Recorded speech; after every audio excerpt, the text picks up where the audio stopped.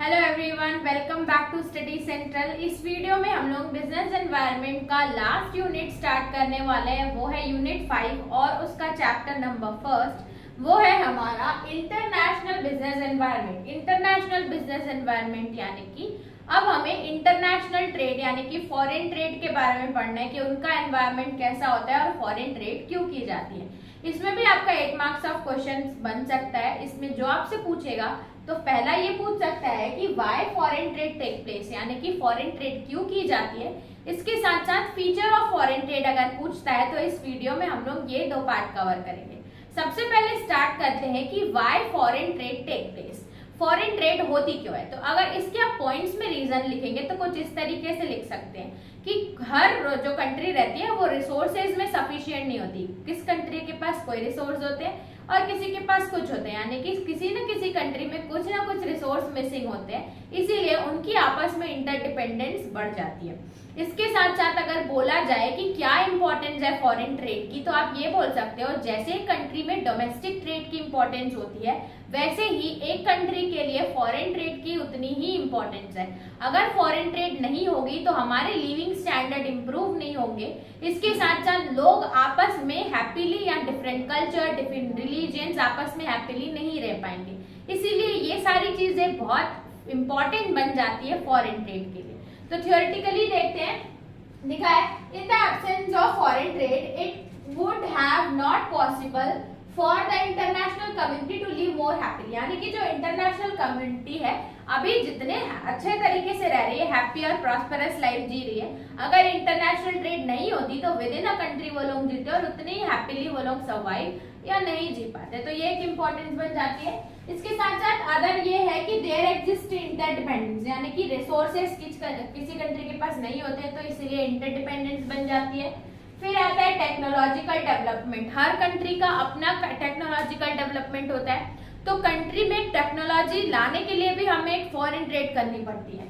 फिर आता है लेबर एंटरप्रेन्योर स्किल। अब हर कंट्रीज के अपने स्किल होते हैं in terms of labour, in terms of administration, managerial skill, entrepreneur skill. तो ये सारी चीजें स्किल्स एक्सचेंज करने के लिए भी हर कंट्री को एक दूसरे पे डिपेंडेंट होना पड़ता है, which directly leads to foreign trade and these are some importance of foreign trade। ठीक है, तो ये था इंट्रोडक्शन अबाउट फॉरेन ट्रेड क्या है, why it is important। Next बात करते हैं हम लोग फीचर्स ऑफ फॉरेन ट्रेड की।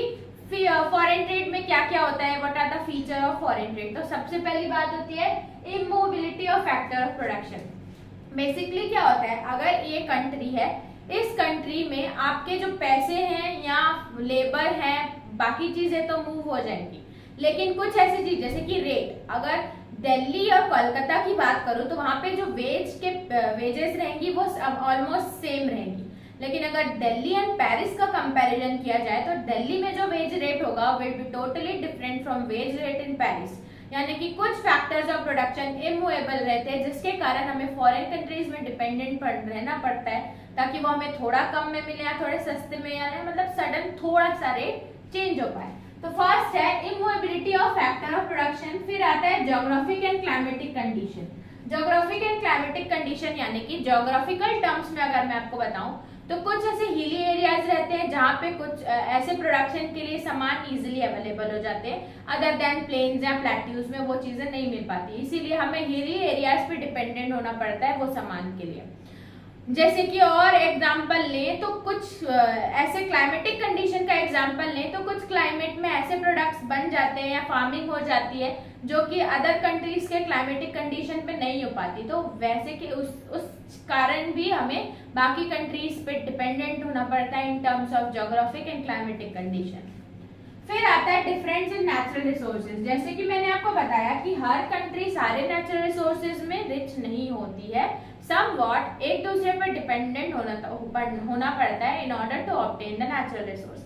इसीलिए भी एक टर्म बोल सकते हैं फॉरेन ट्रेड अराइज हो जाता है कि वो नेचुरल रिसोर्स हम इंपोर्ट या एक्सपोर्ट कराते हैं।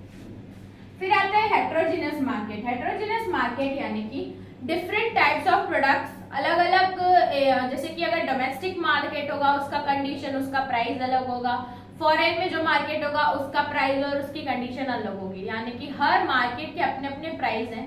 तो हमें इंटरनेशनल मार्केट को कैप्चर करने के लिए या वहां से ज्यादा पैसे लेने के लिए, फॉरेन करेंसी लाने के लिए भी हम फॉरेन ट्रेड करते हैं।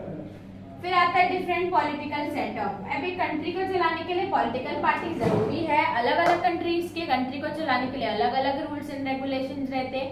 तो अगर आपको वहां पे अपॉर्चुनिटी अच्छी मिल रही है in order to expand your business, तो आप वहां उस कंट्री में फॉर श्योर इंटरेस्ट लोगे, and which also leads to foreign exchange या फॉरेन ट्रेड।